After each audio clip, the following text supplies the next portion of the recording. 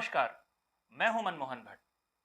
उत्तराखंड के पूर्व कैबिनेट मंत्री हरक सिंह रावत के खिलाफ उत्तराखंड सरकार ने एक और कार्रवाई करनी शुरू कर दी है।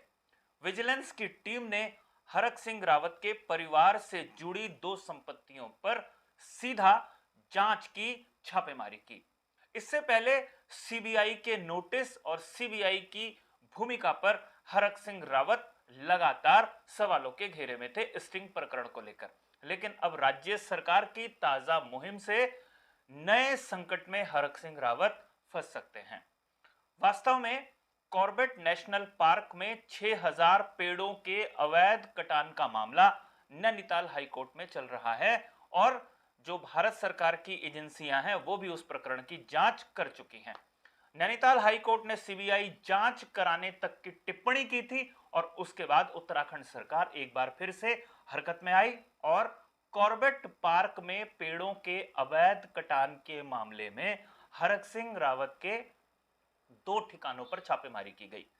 Doon institute of medical science है, शंकरपुर एक जगह पड़ती है विकासनगर के पास। वहां पर ये एक मेडिकल कॉलेज है, आयुर्वेदिक मेडिकल कॉलेज है। नर्सिंग और दूसरे कोर्सेज भी वहां पर चलाए जाते हैं और वहां पर विजिलेंस की टीम पहुंची और कई दस्तावेजों को उन्होंने खंगालना शुरू किया। हरक सिंह रावत और उनके परिवार को जब इसकी जानकारी मिली तो हरक सिंह रावत अपनी बहू अनुकृति गुसाई के साथ वहां पहुंचे।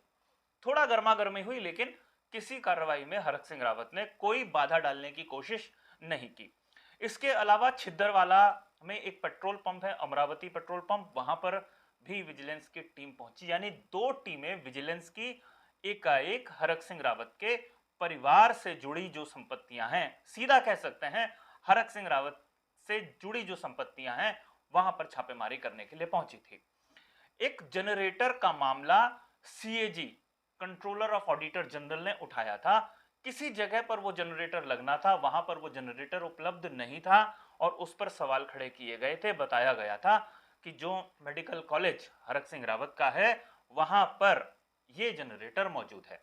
हरक सिंह रावत ने जब हमसे बात करी तो स्पष्ट रूप से कहा कि जब उन्होंने यमुना कॉलोनी का सरकारी आवास छोड़ा था तो जो राज्य संपत्ति विभाग का सामान था वो राज्य संपत्ति विभाग ने अपने कब्जे में ले लिया था।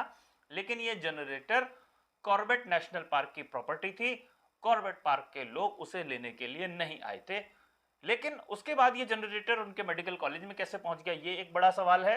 और दूसरा सवाल ये है कि आखिर कॉर्बेट प्रशासन पिछले 2-2.5 साल से क्यों सोता रहा, क्योंकि लगभग 2.5 साल तो हरक सिंह रावत को पार्टी छोड़े हुए हो गए हैं। तो कॉर्बेट पार्क में लगातार गड़बड़ झाले की चर्चा होती रही, उस सामान की चर्चा होती रही जो गायब है। सीएजी ने अपनी रिपोर्ट में भी उसको उठाया। तो कॉर्बेट प्रशासन की टीम कहां सोती रही, एक ये भी सवाल है। और वो जनरेटर अब शायद कॉर्बेट प्रशासन के सुपुर्द किया गया है। जानकार मानते हैं कि ये सिर्फ एक विजिलेंस की छापेमारी नहीं है, ना ही ये एक जनरेटर से जुड़ा हुआ मामला या विवाद है। ये एक और खतरे की घंटी हरक सिंह रावत के लिए बज गई है। सीबीआई के शिकंजे में तो हरक सिंह रावत पहले ही फंसे हुए हैं। अपने वॉइस सैंपल से लेकर जो तमाम प्रोसीडिंग्स चल रही हैं अलग अलग अदालतों में, लेकिन अब विजिलेंस की इस ताजा छापेमारी से नया विवाद भी पैदा हुआ है और हरक सिंह रावत की अब इसके बाद किस तरीके की प्रतिक्रिया आएगी, किस तरीके की राजनीतिक टिप्पणियां आएंगी, वो देखना काफी महत्वपूर्ण होगा। फिलहाल के लिए इतना ही साथियों, अगली रिपोर्ट में आपसे फिर मुलाकात होगी। तब तक इजाजत दीजिए। नमस्कार।